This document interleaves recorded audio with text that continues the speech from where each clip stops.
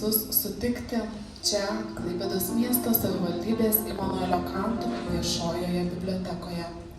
Metai prabėgo, šie metai ypatingi buvo Klaipėdos bibliotekai, Klaipėdos miestui, Lietuvai, pasauliui, nes minėjome filosofo Imanuelio Kanto 300-asis gimimo metines.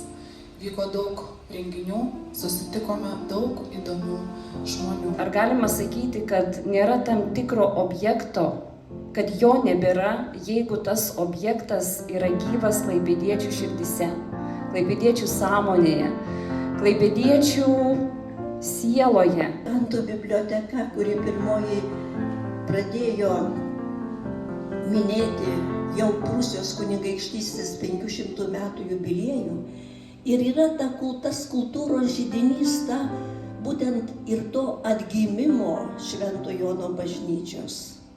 Kanto bibliotekoje pirmą kartą mes kalbame apie Švento Jono bažnyčią kaip karališką bažnyčią. Kultūros mecenate būtų yra labai paprasta. Tam reikia ir išminties, ir proto, ir reikia dvasinės stiprybės. Ačiū, Vytautai, apkabinsiu. Tik ir norėčiau pakalbinti gerbiamą Loretą Bosienę, kurios iniciatyva ir atsirado būtent šitie karališkieji ženklai.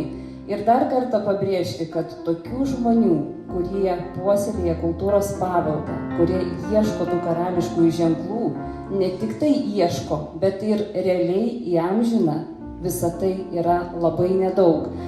Neškim tą karalienės Luizės vardą, garsinkime Klaipėdos miestą ir stenkime daryti tuos gerus darbus. Ir mūsų šūkis buvo gera daryti gerą kartu. Ir karalienė Luizė tiesiog buvo mūsų širdyse, buvo vedlė šituose projektuose.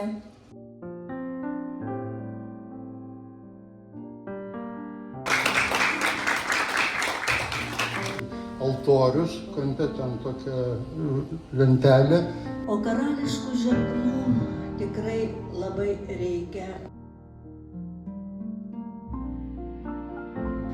Atstatytoji Švento Jono bažnyčia primins Klaipėdos miesto gyventojams ir svečiams, kad Kristus yra gyvas ir kad jis yra tikroji šviesa, kuri apšviečia kiekvieną žmogų. Atėjo metas, kada mes turime atsigręžti į savo praeitį, į miesto kultūros praeitį.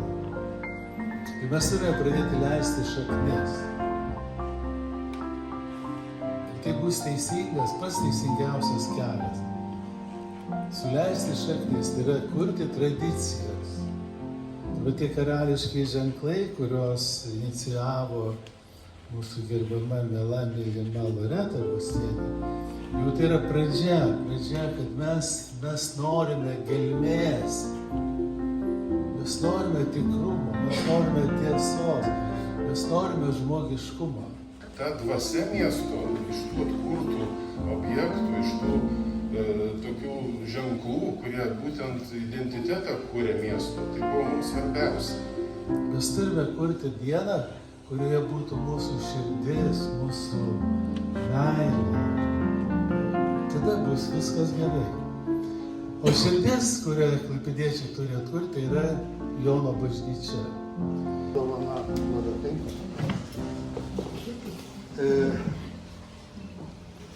Dalelė Klaipėdos istorijos. Padangė yra senovinė graviūra, pilis, o priekyje pažįstami fasadų fragmentai. Ačiū Loretai, čia mano pagrindinė informatorė. Iš viso širdies dėkojame ir linkime stiprybės, kantrybės, gražių idėjų ir sveikatos visą tai įgyvendinti toliau, eiti toliau ir siekti, kad Klaipėda būtų tas gražus, stiprus ir išskirtinis miestas. Švieskit ir toliau. Labai ačiū.